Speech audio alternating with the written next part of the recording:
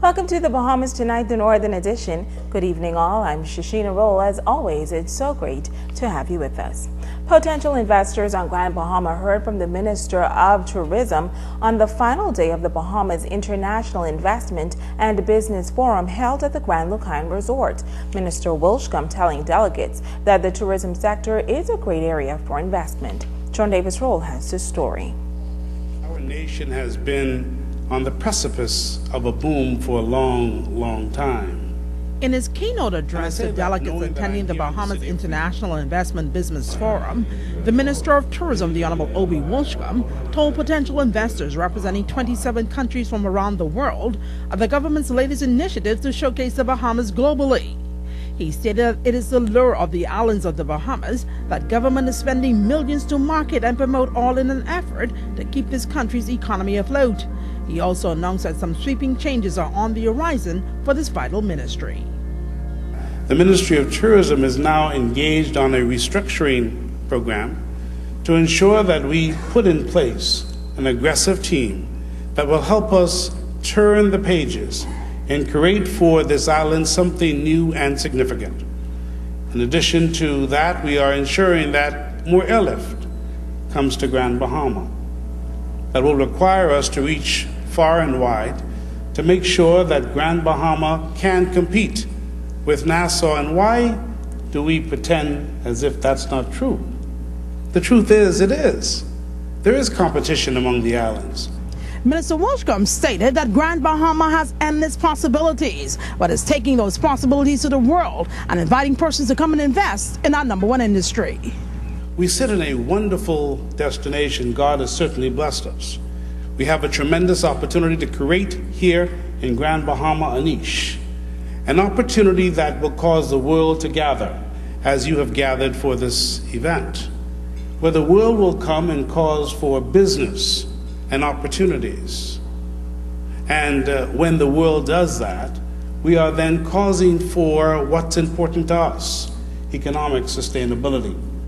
The tourism chief noted that during the heyday of Grand Bahama, casino gambling was a major attraction.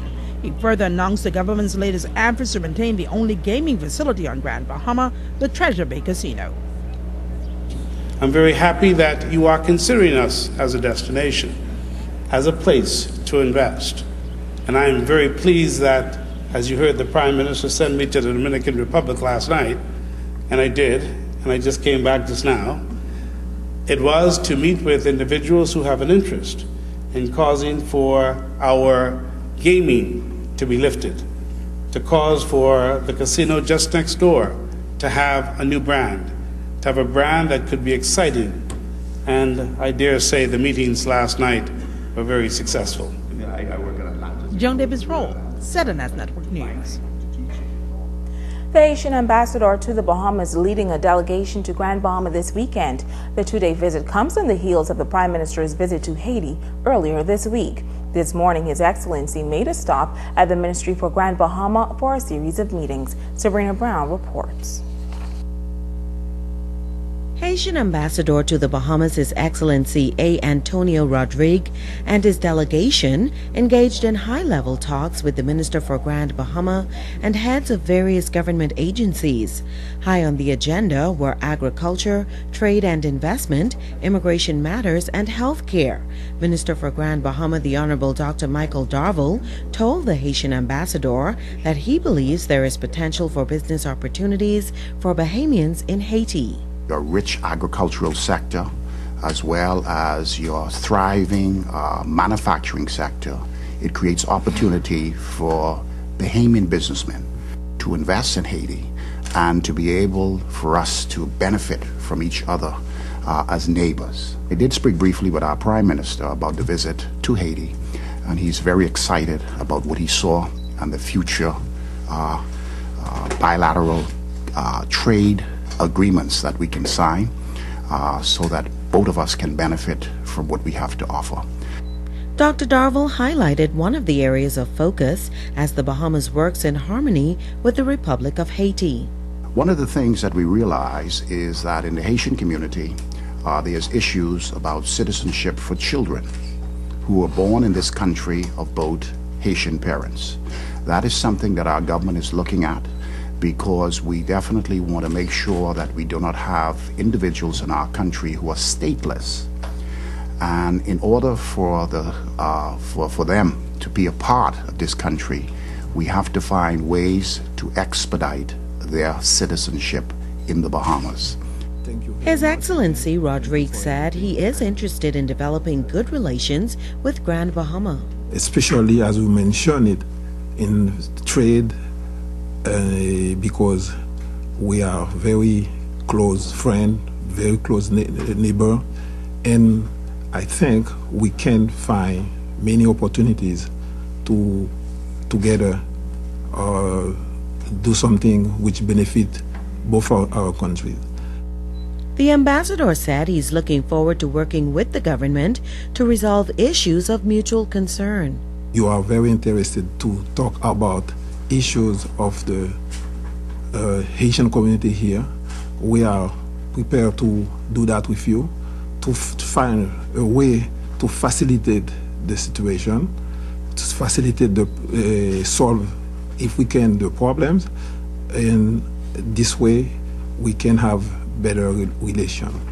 The Haitian ambassador and his delegation departs Grand Bahama on Saturday evening. Sabrina Brown, ZNS Network News.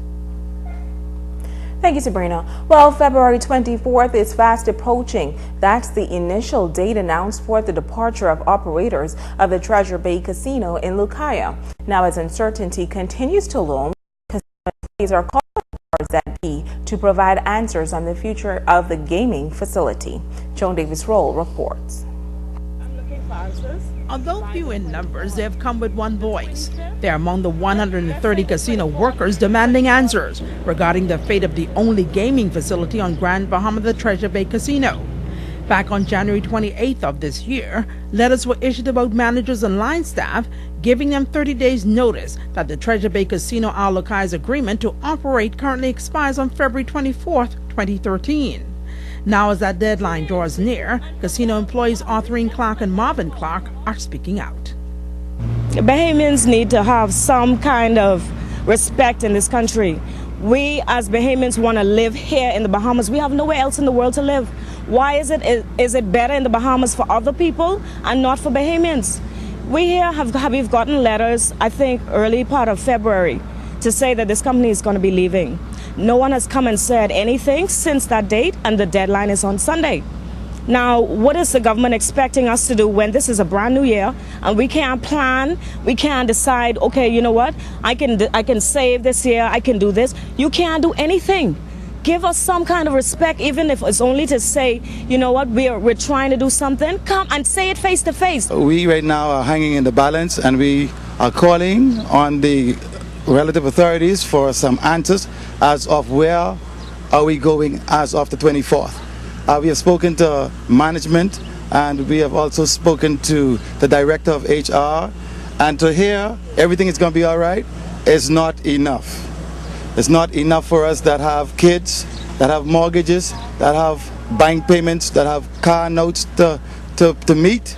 We need some answers, so we are calling on the Prime Minister, we are calling on the Minister of Tourism, we are calling even on the Minister of Grand Bahama. For we know that it is tough economical times, and it's no time for us to be out of a job. So whatever they need to do, we say do fast.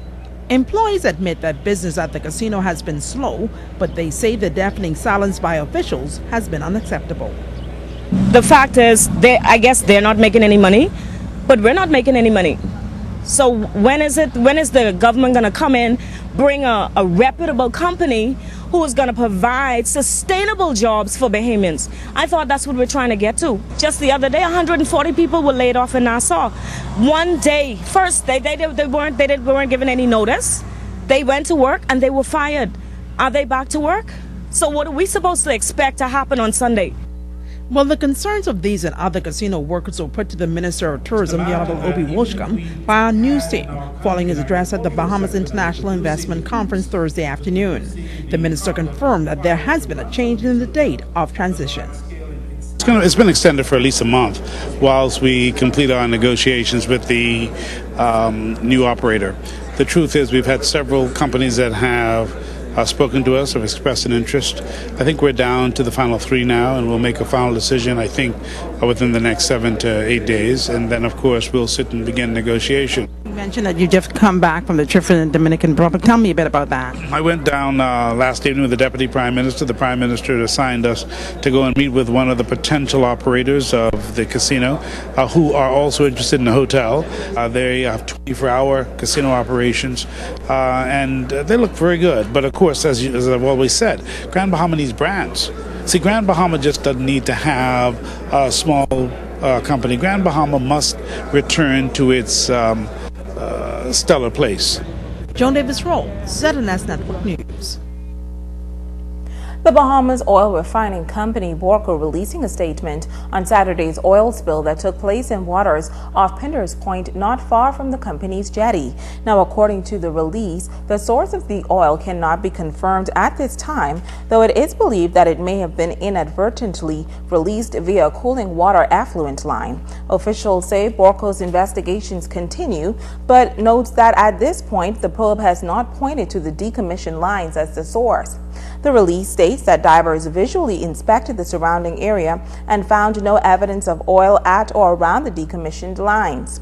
Borco will continue its diving inspection program over the next week to map and grid all lines, including the decommissioned lines. In the meantime, officials say Borco will continue to work with government agencies and the Grand Bahama Port Authority to investigate the full circumstances surrounding Saturday's oil spill. Stay with us. The Bahamas Tonight, the Northern Edition, continues right after this.